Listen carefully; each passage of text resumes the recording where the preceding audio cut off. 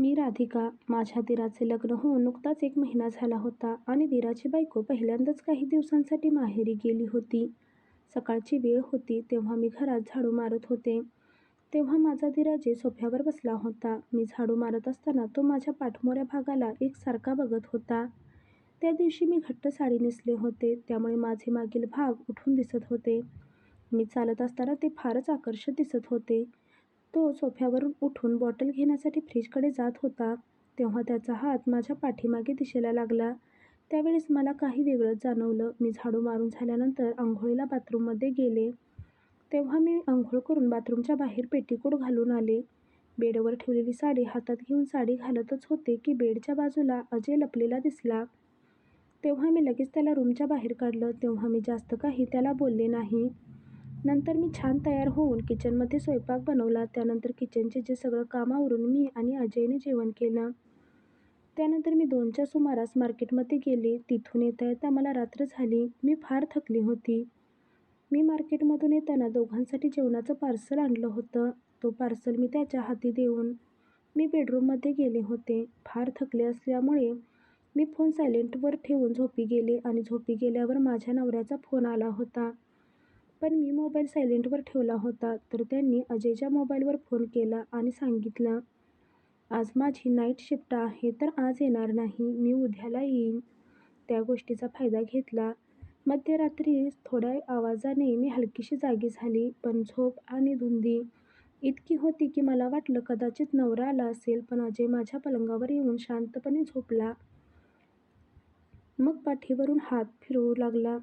तेव्हा त्याचा हात मला काही वेगळाच जाणवला. तर मी नवऱ्याला म्हटले, अहो काय करत आहात? उलट जरा जास्त जिद्दीपणाने माझ्या कमरेवर हात फिरवू लागला. तेव्हा अजय माझ्या पाठीचे चुंबन घेऊ लागला आणि साडीचा पदर खालती करून उघड्या जागेवर ओले चुंबन घेऊ लागला. माझ्या अंगाला काहीतरी स्पर्श होऊ लागला. आज काय झालं यांना? इतक्या दिवसांनी यांना इतकं हवं असं का वाटतंय? मन थोडं गोंधळ होतं. तेवढ्यात अजयने तिच्या कानात पुटपुटला, तू आज मला तुझं संपूर्ण देणार आहेस ना? तो आवाज जरा ओळखीचा आहे पण नवऱ्याचा नाही. मी लगेच उठून रूमचा लाईट चालू केला. तेव्हा मला बेडवर अजय दिसला. तेव्हा मी त्याला म्हणाली, तू इथे काय करत आहेस? मी तुझी वहिनी आहे. तेव्हा तो म्हणाला, तू माझीच आहेस. जेव्हा मी तुला पहिल्यांदा बघितलं तेव्हापासून तू माझ्या मनात भरली आहेस. पण आता तू थांबू नकोस. तुझं शरीर सांगत आहे की थांबायचं नाही. तुझ्या शरीराला माझी गरज आहे. ती थोडी मागे सरकली. तो तिच्याजवळ जाऊन तिला मिठीत घेतलं. तो आपल्या ओठांनी तिच्या मानेवर किस करत होता. ती थोडा वेळ विरोध करत राहिली. तिलाही आता प्रेमाची गरज होती म्हणून ती पण त्याची साथ देत होती. आता मी वेळ न घालवता त्याला जोरात लिप किस केली. मलाही आता माझ्या दीरावर प्रेम झालं होतं. त्याने जवळजवळ मला स्पर्श केला. तो मी स्वीकारला. रात्रभर ते दोघे एका विचित्र बोलत होते. मनात अपराध, शरीरात आग. मी त्याला विरोध करू शकली असती. पण त्या रात्री माझ्या ओठांवर बाहेर आला फक्त एकच शब्द, थांबू नकोस. रात्र संपली पण मन भरलं नव्हतं. दुसऱ्या दिवशी राधिका दिवसभर स्वतःला गुंतवून ठेवत होती. कपडे धुणं, जेवण करणं, मुलाला शाळेत घेऊन जा. तरीसुद्धा तिच्या मनात मात्र काल रात्रीचा दीराचा स्पर्श अजूनही थरथरत होता. अजय काल रात्रीच्याच गोष्टीत हरवलेला होता. तो शांतपणे सोफ्यावर बसला होता.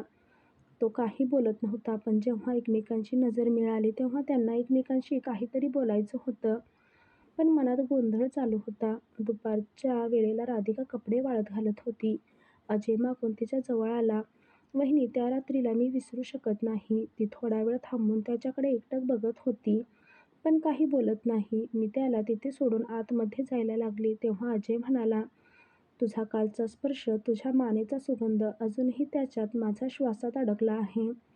मी हळूच बडबडली. तो घाबरला होता पण अजयने हळूच माझा हात पकडला. दोघांचे हात एकमेकांच्या हातात गुंतले होते. तो तिच्या जवळ आला. आमचा श्वास एकमेकांत खेळत होता. माझे हात त्याच्या छातीवर होते. अजय म्हणाला, अजून एकदा मला तुझ्या कुशीत झोपायला दे ना. घट्ट मिठी मारली. ती म्हणाली, मला माहीत आहे हे चुकीचं आहे पण मला तुझ्या मिठीत छान वाटतंय. दोघे हळूहळू खोलीत गेले. तिने दरवाजा आतून बंद केला. त्याच्या हाताने तिची साडी हलक्याने खालीच पसरली होती. तिच्यावर हात ठेवून किस करत होता. इतक्यात ती फार गरम झाली. त्यावेळेस काही न बोलताच सर्वस्व मागत होता. त्यांचे ओठ एकमेकांवर होते. रात्र नव्हती, पण वातावरण रात्रीसारखंच झालेलं होतं. आता घरी कोणी नसताना आमचं कोणत्याही वेळेस जवळ येणं चालू झालं होतं. 2 आठवड्यानंतर अजयची बायको वसुधा माहेराहून परत आली. संध्याकाळी राधिका किचनमध्ये स्वयंपाक करत होती. त्याने तिच्या बाजूला जाऊन तिच्या हाताला स्पर्श केला. मोठे डोळे करून बघितलं, तरी तो बाजूला व्हायला तयार नव्हता. अजय आता पूर्ण बदलला आहे.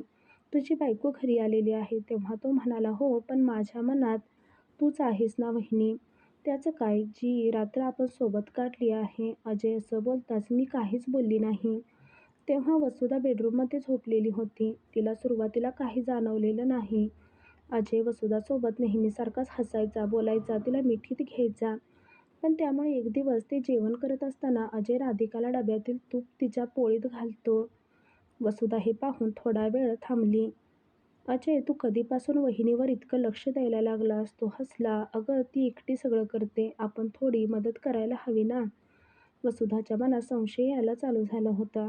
दुसऱ्या दिवशी ती लवकर उठली आणि हळूच हॉलमध्ये आली. ती हळूहळू त्या खोलीकडे गेली आणि त्या दाराजवळ जाऊन उभी राहिली. वहिनीच्या खोलीतून मंद आवाज येत होता. तितक्यात आतून कपड्यांची बडबड, पुसड आणि हळूवार हसण्याचा आवाज ऐकू येत होता. तिथून निघून बेडरूममध्ये आले. माझी नजर आता अजयवर होती. त्या रात्री अजय झोपताना राधिकाच्या रूमकडे एक नजर टाकून मग बेडरूममध्ये आला. मी तिला पण पाहत होते. तिने अजयला काही विचारलं नाही, पण त्या रात्री मला झोप लागत नव्हती. दुसऱ्या दिवशी राधिका अंगणात वाळवण घालत होती. वसुधा तिच्याजवळ गेली आणि तिला म्हणाली, वहिनी, तू आणि अजय एवढे जवळून काय बोलत असता? मी आली की लगेच बाजूला होता. मी कुठे चुकते का गं वहिनी? राधिका थोडी घाबरली, पण लगेच त्याने स्वतःला सावरलं. काय बोलत आहे वसुधा? तितक्यात तिच्या अंगावरची ओढणी खाली पडली आणि राधिकाने लगेच ती ओढणी वसुधा आता विचारात पडली होती. वसुधाच्या रात्री डोक्यात एक प्लॅन होता की रात्री खोटं झोपण्याचं नाटक करत होते. त्या दिवशी वसुधाने तिच्या मोबाईलवर एक सिस्टम लावली होती. Motion alert camera. अजय घरी आल्यावर बेडरूममध्ये आला. अजयला वाटलं वसुधा झोपलेली आहे. तो तिला बघून लगेच राधिकाच्या रूमकडे वळला. पाय ठेवला तेव्हा वसुधाचा मोबाईल थरथरला. आवाजाने वसुधाचे डोळे उघडले आणि आता मोबाईल घेऊन हळूहळू चालत त्या खोलीच्या दिशेने गेली. तेव्हा रूममध्ये झिरो बल्ब चालू होता. अजय राधिकाच्या पाठीमागून तिला घट्ट मिठीत घेत होता. तिचे केस हलकेसे मागे करून मानेवर किस करत होता. तिने डोळे मिटून त्याला जवळ ओढून घेतलं.